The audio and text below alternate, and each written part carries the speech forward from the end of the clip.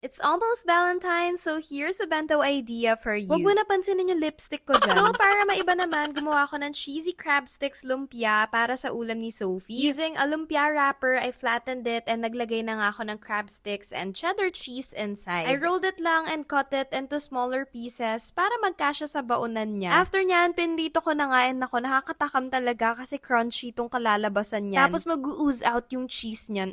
After that, gawa naman tayo ng flour egg. Nag-beat lang ako nitong egg. And then, spread ko lang sa pan. I made sure na hindi din pala masyado makapal yung ginawa ko. After nyan, palamigin nga muna natin. I-prep muna natin yung rice using cling wrap. Ito lang yung ginamit ko para makagawa ng heart-shaped rice. Dalawang color nga din yung rice. Isang white and isang pink. Lagyan ko lang yung white rice ng beetroot powder para maging color pink. Dati nga akala ko nung unang try ko nito, masyadong malasa yung beetroot. Sabi ko baka mamaya hindi kainin ni Sophie, pero hindi naman pala siya sobrang malasa. So, ayan, hindi na nga mainit yung egg. Gawin na natin siyang pa-flour. You just need to fold it into half and i-cut ng paganyan yung egg. For some, they use a knife, pero for me, mas nadadalian ako gumamit ng scissors. Yung knife, ginamit ko siya pang-cut dito sa excess na part. And then, ito na nga, i-roll natin siya hanggang dun sa dulo. And, tada! Yan na yung itsura niya. Ang cute. So, ayan, tinry ko din na kapag knife naman yung gamit and medyo struggle ako. Tapos, yan napunit pa nga, my gosh. Ewan ko, baka hindi lang matalas yung knife ko. So, ayun, up to you na kung ano yung gusto nyong gamitin pang cut dito. But same thing, roll nyo lang ulit and ayan. Para mas greeny yung baon ni Sophia, naglagay ako ng lettuce sa pinakailalim and then pinatong ko na nga yung mga hearts dyan. Pinlace ko na nga din yung broccoli, cheesy crab sticks, lumpia, and egg sa bento box niya. Nag-fry din pala ako ng ham for Sophie. So, ayan, kinot-cut ko lang din siya katulad nung pag-cut natin sa egg. And then, ni-roll ko lang din siya and ito nga nilagay ko sa middle part ng bento niya. Para mas feel yung Valentine's, naglagay nga ako ng fruit picks dito sa eggs. Nag-cut din pala ako ng mga cheese hearts. And then, pinatong ko nga yan sa mga broccoli. Parang because of the cheese hearts, super naging cute. So, here's the outcome of the hearty Valentine's bento baon. Follow for more bento ideas. Love, love! Itong bear with the Valentine's card, pwede nyo din gawin for yourself. Nag-beat lang ako ng egg and in-spread ko na nga dito sa omelette pan. Nagluto na yung kabilang side, ni-roll ko na nga siya. Kung gusto nyo mas maging round pa siya or malaki, pwede kayo mag-add ng egg mixture pagka-roll nyo ng egg. Tapos parang babalutin nyo lang siya inside. Roll, roll, roll ulit. Aside from the egg, itong ang shrimp yung magiging isa pang source of protein natin. Recently ko lang din na-discover na para maging brown yung rice ninyo, without using brown rice ha, kung gusto nyo lang yung color lang, lagyan nyo lang ng soy sauce. And then just mix it well. Para mas maging pang Valentine's yung dating ng bento natin, naglagay lang ako nitong pink checkered baking sheet. And then, using a cling wrap, shinape ko na nga yung bear natin. Gumawa lang ako ng round na rice for the head. Para mas maging maganda yung overall look ng bento natin. Naglagay ako ng lettuce sa gilid and then itong mga broccoli. Para may veggies din si Sophie. Yung cauliflower, actually, wala akong iba mapaglagyan. Yung placement ng broccoli, nandyan siya sa dalawang sides kasi yan yung pagpapatungan ko para malagay ko yung ears ng bear. So, yung niluto natin na egg kanina, kinot ko na nga siya into smaller pieces. And then, nilagay ko na siya sa bento box at in-stack ko nga siya. Para mas madali na lang din kainin. Though malambot naman siya sobra. Pero kasi para maganda din yung itsura niya. Naglagay din kasi tayo ng ribbons on top. The ears, gumawa lang ako ng oval-shaped rice. And then, I created rice balls dun sa magkabilang side sa baba ng bear. Yun yung hands kasi niya. And then, nag-cut ako ng cheese para ito yung magiging Valentine's card natin. First time ko din pala gumamit nitong edible ink marker. Usually, nakikita ko lang to kay Sis Chin. So, sabi ko nga gusto kong i-try. And then, I made a heart-shaped cheese. And ito, kinulayan nga natin ng color red para Valentine's sa Valentine's. Nung nilagay ko na nga yung Valentine's card dito sa gitna niya, parang napansin ko lumulubog. So, nag-create ako ng isa pang rice ball. Naubusan na ako ng brown. So, since nasa ilalim naman siya nitong card, hindi naman siya makikita para lang hindi siya lumubog. Then, I made another one na color white naman para sa face ng bear. And then, nag-cut lang ako ng nori for the mouth, nose. Same with the eyes. Ipantay nyo lang pala siya doon sa top part ng color white sa face niya. Mas nagiging cute kasi pag mababa yung eyes. So, here's the result ng ating bear with the Valentine's card. If you're single, you can do this for yourself this Valentine's Day. Kung may partner kayo, pwede nyo din sila gawan. Syempre, meron pa din pa card si Sophie. You stole my heart. Happy Valentine's, everyone! Love, love!